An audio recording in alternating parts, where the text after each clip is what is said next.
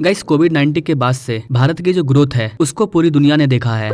लेकिन अगर मुझसे कोई पूछे कि भारत ने 21वीं सदी में सबसे बड़ा इतिहास क्या रचा है तो वो है यूपीआई। जी हाँ गाइस, आप जो वीजा या फिर मास्टर कार्ड का एटीएम कार्ड यूज करते हो वो इंडियन नहीं है, वो अमेरिकन कंपनी है। और अभी तो ये भी खबर आ रही है कि आरबीआई ने वीजा और मास्टर कार्ड पर भी बैन लगा दिया है। जिस तरह से आरबीआई ने पेटीएम पे रेस्ट्रिक्शन लगाया उसी तरह से आरबीआई ने वीजा और मास्टर कार्ड पे भी रेस्ट्रिक्शन लगाया है। और इधर जो अपना यूपीआई है ये पूरे दुनिया के 20 बड़े बड़े कंट्रियों में लागू हो चुका है। जी हाँ गाइस, यहाँ तक कि चाइना का जो हांगकांग है वहां पर भी यूपीआई लागू हो चुका है। पूरे ग्लोबली कम से कम 20 कंट्री में भारत का यूपीआई अब चलने को तैयार है। तो इस वीडियो में मैं आपको बताऊंगा कि यूपीआई इतना इंपॉर्टेंट क्यों है, ये भारत की 21वीं सदी की सबसे बड़ी जीत क्यों है, ये कैसे हमारे इंडियन करेंसी को आगे लेकर के जा रही है, कैसे यूपीआई अमेरिका के वीजा और मास्टर कार्ड का अल्टरनेटिव बन रहा है और आने वाले टाइम में इससे भारत को क्या क्या फायदा होगा।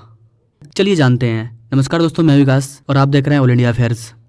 गाइस, जैसा कि आप सभी जानते हैं अभी कुछ दिन पहले फ्रांस के जो राष्ट्रपति हैं इमैनुअल मैक्रोन वो भारत आए थे और यूपीआई को लेकर के काफी बातचीत हुई थी। और जब वो भारत से फ्रांस गए, वापस लौटे, तो उन्होंने फ्रांस की राजधानी पेरिस में जो एफिल टावर है वहां से उन्होंने अपने देश में यूपीआई को लॉन्च किया। और पूरे यूरोप में फ्रांस पहला ऐसा देश बना था जहाँ पर भारत का यूपीआई लॉन्च हो चुका था। तो अब अगर फ्रांस जाते हैं घूमने के लिए, पेरिस जाते हैं घूमने के लिए, तो आपके पास जो भी वॉलेट है, गूगल पे, फोन पे, यूपीआई, इन सारी चीजों से फ्रांस में कहीं भी कोई भी चीज में पेमेंट कर सकते हैं। और सिर्फ फ्रांस नहीं, फ्रांस के बाद नेपाल, श्रीलंका, ओमान और अभी जो हमारे प्राइम मिनिस्टर मोदी यूएई गए थे वहां पर भी यूपीआई को लागू किया गया। इसके अलावा भूटान और मॉरिशस, यहाँ पर भी यूपीआई को लागू किया गया। इसके अलावा बताया जा रहा है कि साउथ एशिया में टोटल 20 ऐसे कंट्री हैं जहाँ पर यूपीआई लागू होने जा रहा है। इन कंट्रियों में शामिल है Malaysia, Vietnam, Philippines, Myanmar, Thailand, Cambodia, Hong Kong, Korea, Japan, Taiwan. तो इस प्रकार आप देख सकते हैं कि किस तरह से यूपीआई तैयार हो चुका है वर्ल्ड पेमेंट सिस्टम को डोमिनेट करने के लिए। पूरे दुनिया में पेमेंट के मामले में दो ही सिस्टम मजबूत है, एक वीजा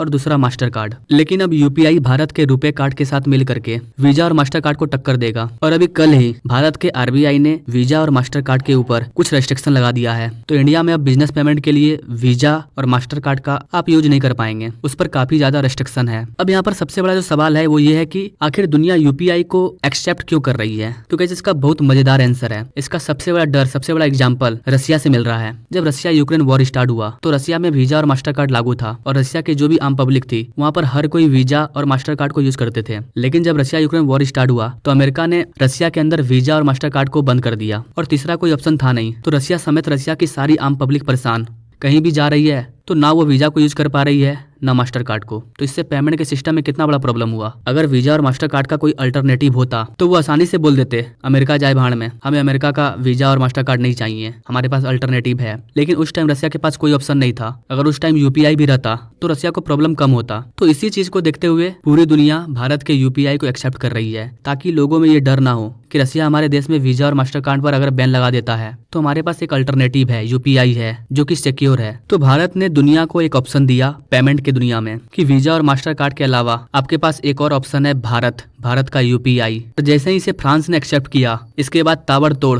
कई कंट्री ने इसे एक्सेप्ट कर लिया और अब बताया जा रहा है कि टोटल 20 ऐसे कंट्री हो जाएंगे जहां पर यूपीआई लागू हो जाएगा पूरी तरह से। मतलब आप वहां पर यूपीआई यूज कर पाओगे। और दुनिया करे भी क्यों ना, क्योंकि दुनिया के हर एक क्षेत्र में इंडियन आदमी है। अगर वो देश ऐसा करते हैं तो उनको भी फायदा होगा। जो इंडियन टूरिस्ट है वो और ज्यादा उनके देश पर अट्रैक्टिव होंगे क्योंकि वहाँ पर यूपीआई है। वो लोग अपने देश में यूपीआई को लागू करके ये बता रहे हैं कि हमारा भारत के साथ बहुत अच्छा रिलेशनशिप है, आप अगर हमारे यहाँ पर घूमने के लिए आते हैं तो आप अपने देश के यूपीआई से पेमेंट कर सकते हैं। तो उनको भी फायदा हो रहा है और हमें भी फायदा हो रहा है। और गाइस, भारत को सिर्फ ये फायदा नहीं हो रहा है बल्कि इससे भारत को बहुत बड़ा फायदा होने वाला है। सबसे इंपॉर्टेंट चीज कि हमारी जो करेंसी है वो स्ट्रांग होगी और जिस तरह से अमेरिका का वीजा और मास्टर कार्ड पूरी दुनिया पर कब्जा करके बैठा है उसको हम तोड़ देंगे और उसको तोड़ने के बाद अपने यूपीआई का पकड़ पूरी दुनिया में बैठा लेंगे। इसके अलावा जिस देश में यूपीआई लागू होगा उस देश में हम लोगों को डिप्लोमेटिक एडवांटेज मिलेगा, क्योंकि अगर छोटे बड़े देश पेमेंट सिस्टम के लिए भारत पर डिपेंड हो जाएंगे तो उस देश को हम अपने फेवर में ले सकते हैं। और चूंकि भारत सबके भलाई के बारे में सोचता है, भारत ये नारा देता है कि वन अर्थ,